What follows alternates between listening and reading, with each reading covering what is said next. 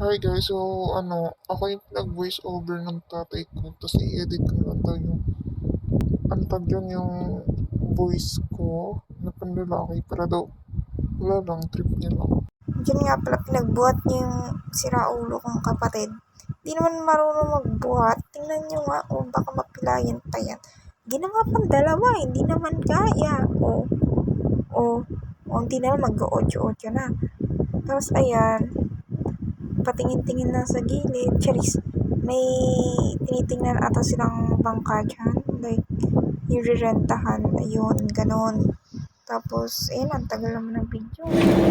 Yan. Bumiyahe sila. So, alam mo sa bumiyahe sila.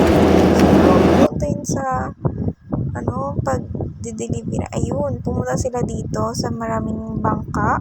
Kasi, magdi-deliver sila ng goods.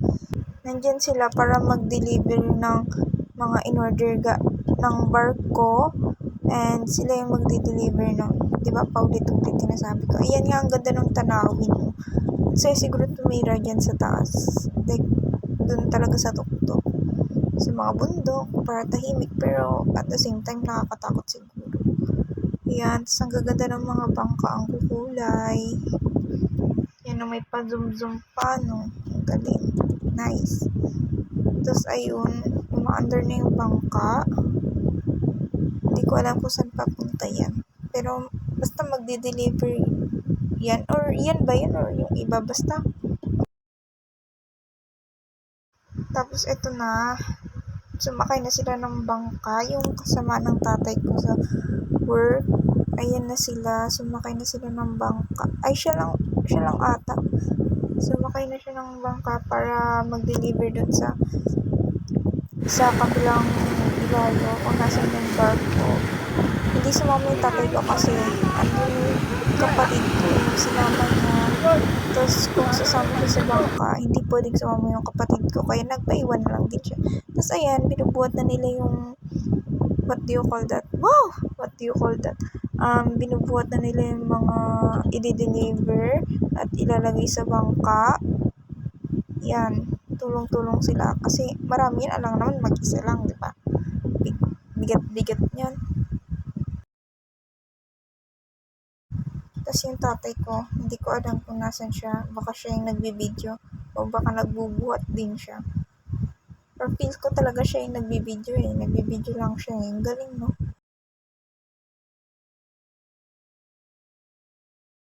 Tapos ayun, ang tagal matapos ng video na nagbubuhat. Wala na akong masabi.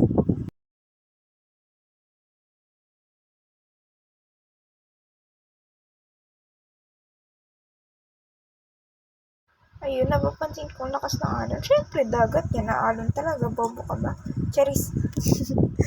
Ang lakas na ng alon. Feel ko nahihirapan na sila sa paglalagay ng mga kasi ayan, sila sa Hello. nakalimutan ko yung sinabi niya dyan kasi minute ko. Pero may sinabi siyang lugar dyan. Like, Batanes or what? Basta, ayan na, nagda-drive na sila. Hindi ko alam kung saan sila papunta. Pero, hindi ko talaga alam eh. Ayan, pauwi na ata sila niyan. Naulan na. Diyan na nagsimula yung ulan. Like, ang lakas-lakas. Halata naman, di ba? Hindi naman kayo bulag para hindi makita umuulan. Charot. Joke lang. Yan na, ulan ng ulan. Tapos, yun lang. Tapos na ata sila mag-deliver. Kaya, nagda-drive na sila paalis at naabutan sila ng ulan. Tapos, nga pala yung nagbe-video niyan, kapatid ko. Kaya pala ang likot-likot. Like, nahihilo ako. Ang sarap mong kalbutin. Nagkikigil ako sa yung bata ka. Charot. Charot lang yon. Huwag kang magagalit. Di kita pera mo na cellphone eh. Yun lang. Bye!